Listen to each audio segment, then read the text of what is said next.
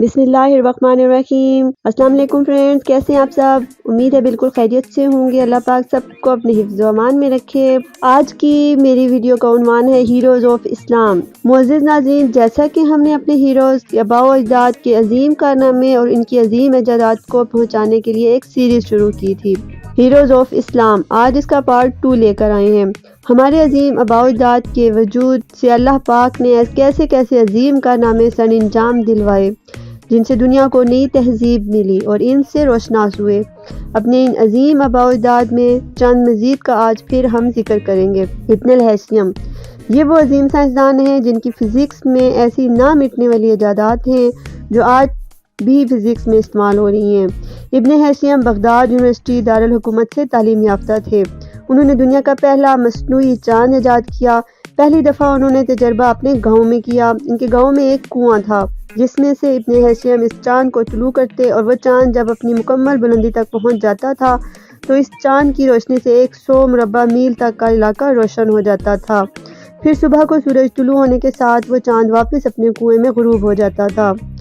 ये हमारे आबाओ अजदाद के इल्म की इंतहा थी, मगर यहाँ उन्होंने अपने इल्म की इंतहा देखकर एक निहायत संगीन गुस्ताखी कर दी कि उन्होंने नबूवत का दावा कर दिया, जिसकी वजह से उनको इनकी ऐसी गुस्ताखी पर कत्ल कर दिया गया।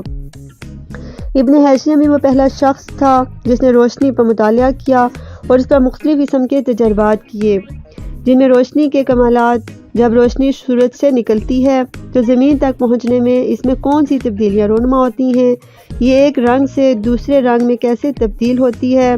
इस दौरान यूनानी भी रोशनी पर तजर्बात कर रहे थे, मगर वह बुरी तरह नाकाम रहे। नसीरुद्दीन तूसी, वो मुस्लिम साइंसदान थे जिन्होंने पहली मर्तबा रेनबो एक्सपेरिमेंट किया।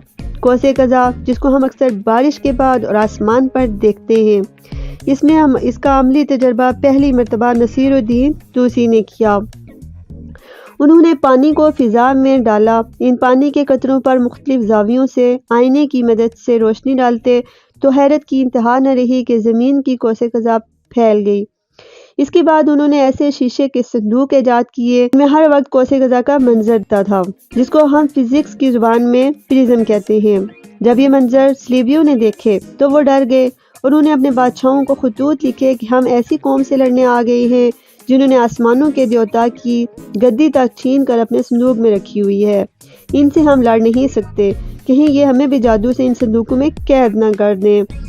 अब्दुल्ला इब्न बेतार उनलसी, ये वो पहले साइंसदान हैं जिन्होंने मिस्र में पहला बारूदी धमाके का तजर्बा किया। उन्होंने अपनी किताब अल-जामिया अल-मुफरिदात अल-अदविया वल-गज़िया में बारूद बनाने का मुकम्मल फार्मूला दर्ज किया है। दरअसल इब्न बेतार एक नबाताती साइंसदान थे, मगर इन शोबा मादनियात में खासा अबूर हासिल था। याद रखिए, बारूद चीज़ को कैसे थ्रस्ट एंड थ्रीट करता है, इस पर मुकम्मल तबसरा किया। इसके साथ साथ कुछ और भी साइंसदान थे जिन्होंने मुख्तलिफ किस्म के बारूद ईजाद किए, मगर उनके नाम तारीख में मुकम्मल तौर पर वाज़िया नहीं हैं। मसलन आवाज़ पैदा करने वाले बारूद, धुआं पैदा करने वाले बारूद। मुसलमानों का एक ऐसा इदारा मौजूद था जहाँ वो ना जाने कैसी कैसी इजादात करते थे। बहरहाल हम इसको रिसर्च डेवलपमेंट एंड इंडस्ट्रियल कह सकते हैं। इस बारे में एक मगरबी शख्स ने लिखा था जिसका नाम रॉबर्ट था। उसमें कुछ ऐसे बयान किया, मुसलमानों ने 3 ऐसी इजादात करके दुनिया का नक्शा ही बदल दिया, जिनमें नंबर 1 कॉम्पस, नंबर 2 बारूद या डायनामाइट, नंबर 3 कागज़ और पेपर। रॉबर्ट बरीफेल्ड ने अपनी किताब मेकिंग ह्यूमैनिटी में ये लिखा है। सुल्तान सलाहुद्दीन अयूबी, ये वो दौर था जब मुसलमानों और स्लेवियों में खून रेज जंगों का दौर था। उस वक्त मुस्लिम लश्करों की तादाद काफ़ी कम हो चुकी थी जो दुनिया के लिए अपनी जानें पेश कर सके। सुल्तान सलाहुद्दीन ने जंग का तरीक़ाकार बदलने का फैसला किया। रवायती तरीक़ेकार से हटकर उन्होंने गैर रवायती तरीक़ेकार को इस्तेमाल करना शुरू कर दिया।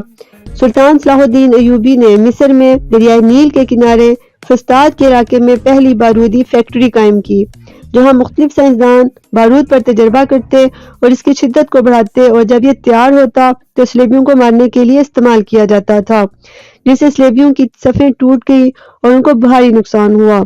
तो फ्रेंड्स, ये था मेरा आज का टॉपिक। उम्मीद है कि आपको पसंद आया होगा कि एक दफ़ा फिर हमें अपने आबाओ अजदाद के सहर अंगेज कारनामों के बारे में इंफॉर्मेशन मिली। اگر ویڈیو اچھی لگے تو لائک اور شیئر کریں اور سبسکرائب تو حق بنتا ہے۔ زندگی باقی، ملاقات باقی۔ السلام علیکم ورحمۃ اللہ وبرکاتہ۔